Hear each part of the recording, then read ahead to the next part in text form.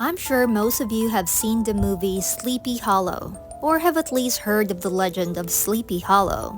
Well, Sleepy Hollow is actually a real village in New York. FYI to those who didn't know.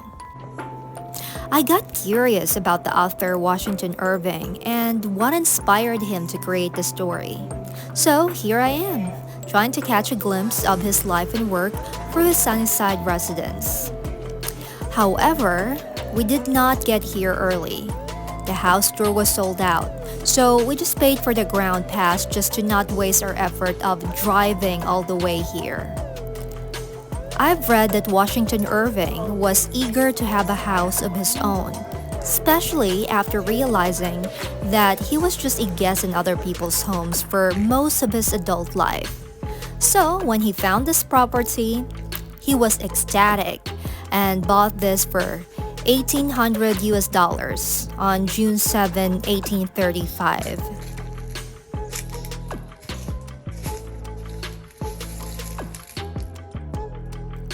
By the way, this was his ice house where he stored his ice supplies.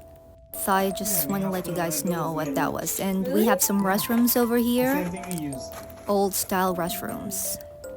This is like good for one here. That's good for two in there. Good.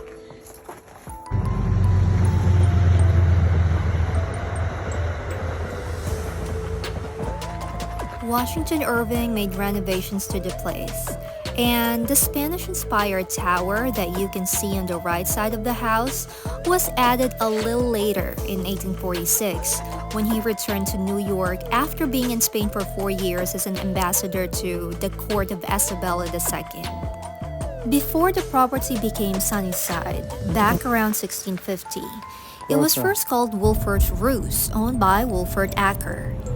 Then, the Van Tassels, a family name immortalized in the legend of Sleepy Hollow, who married into the Acker family and owned the place until 1802.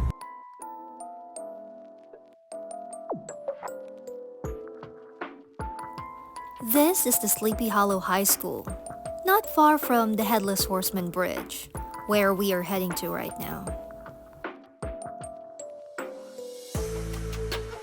When Washington Irving settled in this area, he was inspired by folklore, local ghost stories, and prominent people, which led him to write The Legend of Sleepy Hollow.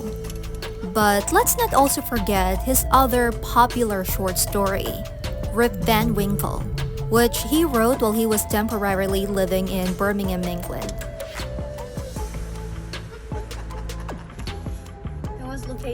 By the way, in front of us is the Headless Horseman Bridge. This may no longer be the exact bridge because that was made of wood and has long rotted away, but this is its exact location.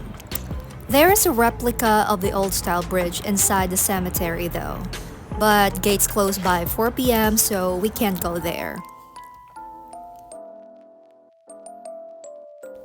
The cemetery is also Washington Irving's final resting place.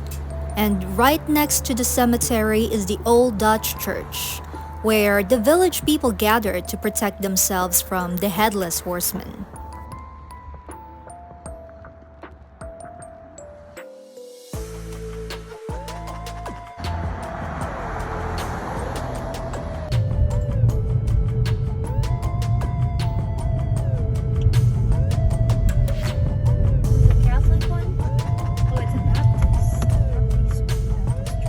Wasn't exactly the tour that we wanted because our fault, we didn't go here early, but we still had fun, and we can always go back to see places that we didn't get to see. Maybe next time we'll try going to Kaiket and Lyndhurst. But for now, it's a wrap.